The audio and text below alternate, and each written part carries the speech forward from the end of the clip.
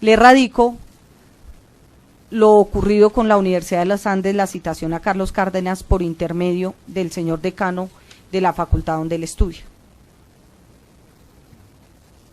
¿Qué ocurre posteriormente a eso, señoría? No recuerdo en este momento la fecha exacta, pero él vuelve y cita a Laura. Después de esto, y después de ya haber dejado esa certificación, haber pedido asistencia a Procuraduría, él vuelve y la cita. ¿Sabe para cuándo la citó? El día anterior a la fecha de Carlos, o el día posterior, no recuerdo, si fue el 13 de septiembre o el 15 de septiembre. Laura, como otros muchos jóvenes de la Universidad de los Andes, tiene su abogado, que es el doctor Pedro Aguilar. Y me entero de esa citación porque ella obviamente le comenta a Carlos y Carlos le dice: a mí también me citaron. Y yo llamo al doctor Pedro Aguilar. Le digo: doctor, después de todo lo que ha ocurrido, ¿usted va a llevar a una quinta entrevista a Laura? ¿Interrogatorio o tortura? Tortura, eso fue una tortura para ella. Efectivamente él no la presenta o le aconseja que no asista. Ella no va, y días después, ¿qué hace el señor fiscal 11 seccional? Ante un juez de garantías le solicita la captura.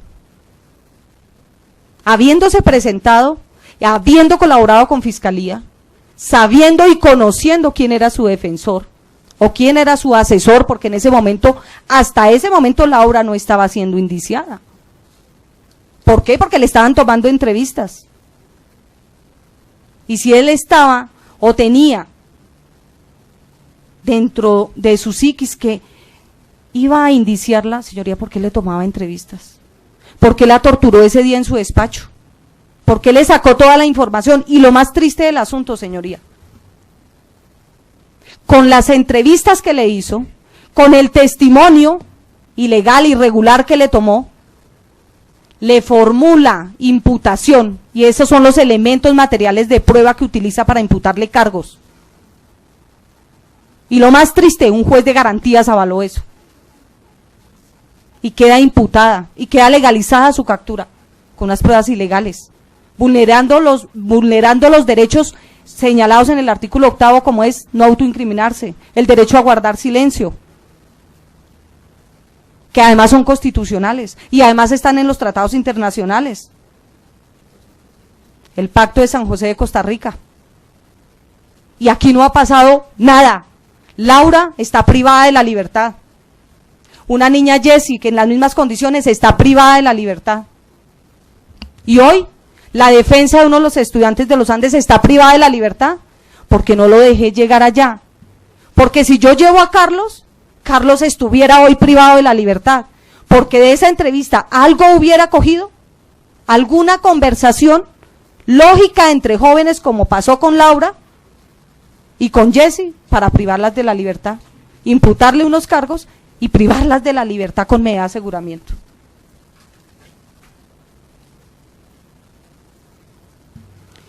Entonces, señoría, yo vengo actuando, y vengo actuando como asesora en ese proceso. Y tengo unos investigadores con los que hemos elaborado unas misiones de trabajo,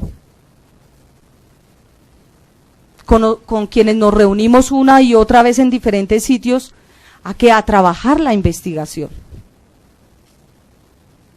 Y hay información que a mí me ha llegado por cuenta de ellos. Y hay entrevistas que nosotros hemos tomado.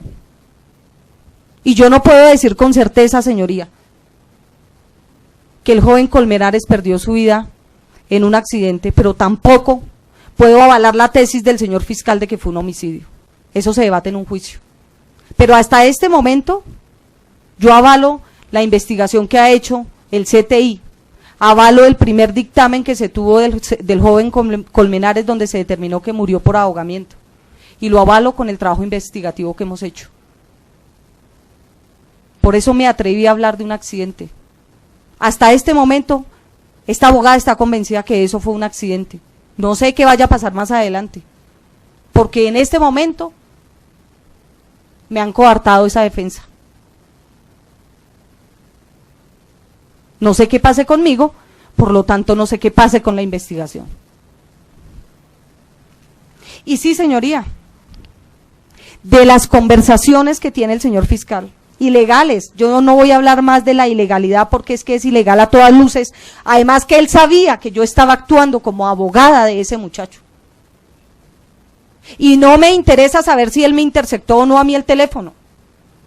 Lo triste del asunto es que trae aquí a una audiencia pública una conversación de un abogado, al que le asiste la reserva, constitucionalmente. Y él la ha puesto aquí a luz pública,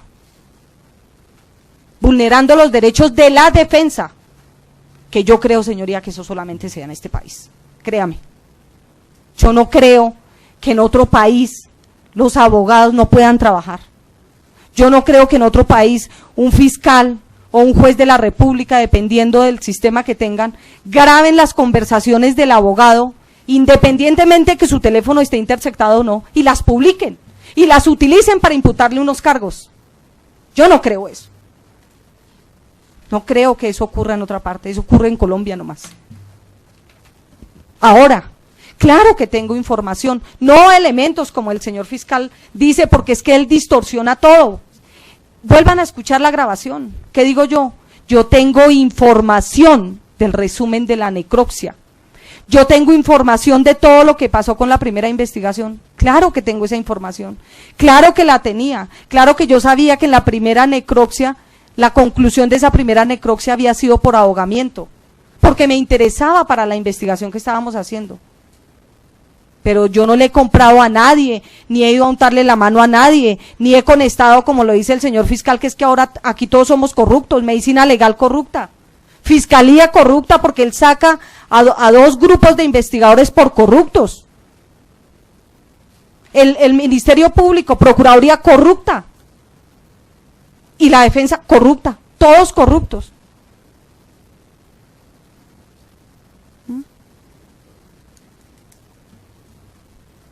Entonces, señoría, yo tengo esa información, yo la tuve. ¿Cuál información? Claro que sabía que había pasado en la primera investigación, llamémoslo así, que no es dable decir primera y segunda, pero hablemos de primera antes de que llegara el doctor González y segunda después de que él llegó. Cuando llega antes de llegar el doctor González, ¿por qué tengo esa información? Porque los mismos testigos me la dieron. Es que yo fui a la fiscalía, entonces yo deduje quiénes habían ido a declarar a la fiscalía, qué habían dicho en la fiscalía. Yo no tengo un solo elemento material de prueba con los que cuenta la fiscalía, no lo tengo, los que tengo son míos, los que yo he recogido con mi investigación, los que he recogido con trabajo de 12 horas, de 6 horas, de 5 horas con los investigadores, investigación a la que he sacrificado a mis hijos, los fines de semana de estar con ellos, por esclarecer este hecho, por trabajar, por cumplir con un contrato de prestación de servicios que ya lo tiene usted en su despacho, señoría, como elemento de prueba. ¿Y qué es lo absurdo que me parece? ¿Qué es lo que me lleva a ir ante el doctor Novoa?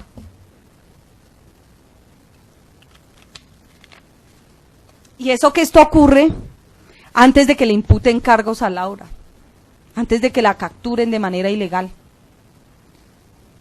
¿Cómo estaré extrañada hoy en día? Yo, privada de la libertad,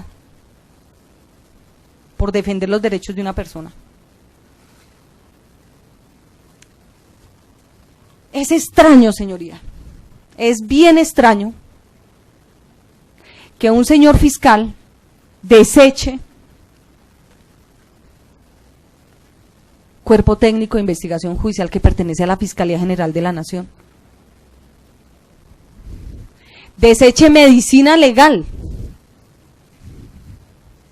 porque son corruptos y no sirven para esa investigación, pero solo para esa, porque yo no creo que en todos los procesos que el señor fiscal tiene en su despacho le haya nombrado investigador particular, le haya nombrado peritos forenses particulares.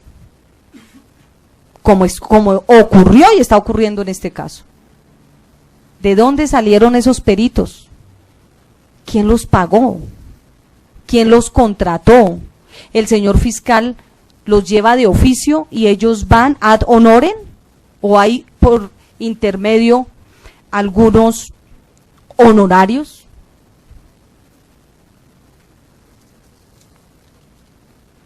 Esos interrogantes, señoría, se los hace esta abogada, pero eso se aclararán más adelante. Ahora, me dice y me recalca y vuelve y recalca el señor fiscal que yo me robé, que yo compré, que yo soy una corrupta porque tengo la entrevista de Laura. Claro que tengo la entrevista de Laura, señoría, esta entrevista de Laura. Investigador. Si me permite, señoría, omitir quién es el investigador acá. Igual, bueno, ya la voy a dar a conocer. Uno de mis investigadores, con temor de que de pronto me lo capturen, desde ya digo, Freddy Alberto Garzón Villamil, cédula de ciudadanía, datos del entrevistado, Laura Milena, apellidos, Moreno Ramírez, documento de identidad 1022-61306 de Bogotá, edad 21 años, padres, él ya da a sus padres, profesión, su estado civil, todos sus generales de ley, relato de los hechos y la toma el 18 de junio del año 2011. Esta es de la entrevista que yo hablo. Esta es de la entrevista que le digo a Pilar, gracias a Dios tenemos la entrevista de Laura. ¿Por qué? Porque es que si Laura nos cambia de versión, algún día esto me sirve a mí. Y esto no es ilegal, señoría. Esto hace parte de la defensa. Señoría, si me permite, la pongo a disposición de los sujetos de las partes para que sea tenida como elemento material de prueba. A esa entrevista a la que yo me refiero, y mire cómo nos ha servido. Porque es que sobre eso hemos trabajado, y es que esta defensa o esta abogada ha tenido que trabajar con las uñas, duro, difícil para esta investigación, porque es que efectivamente Carlos Cárdenas no era indiciado, pero aun cuando ya lo sabíamos, y lo sabíamos ¿por qué? Porque Laura sí lo decía, porque lo decían los compañeros, pero no teníamos una información para que yo pudiera actuar. ¿Ante quiénes? Ante las diferentes entidades y organismos consiguiendo elementos materiales de prueba. Entonces nuestro trabajo se limitó a trabajo de campo, o nuestro, bueno, junto con los investigadores. Y eso se vino trabajando así. Solo, ay, me falta uno acá, el poder. No, pero ¿dónde está? Ah, ya. Entonces, señoría, de pronto me dice en una conversación que tenemos con los investigadores que tenemos que acudir a medicina legal a fin de obtener unos documentos de allí. Y yo digo, pero ¿cómo actuamos? Como asesora de Carlos, ¿me atiende medicina legal esa petición? Y de tantas y tantas y tantas veces que los medios de comunicación han informado de manera un poco oculta que el exnovio, que el novio, con términos muy similares, de Laura Milena va a ser vinculado a la investigación, pero nunca daban el nombre. Y novios y exnovios puede ser Carlos como pueden ser otros. Pero resulta que para el día 14 de octubre del año 2011, Caracol Radio emite la siguiente noticia. Leo la parte que nos interesa nomás, señoría. Caracol Radio también conoció que hay un tercer estudiante implicado en la investigación. Se trata de Carlos Andrés Cárdenas Gómez, quien fue llamado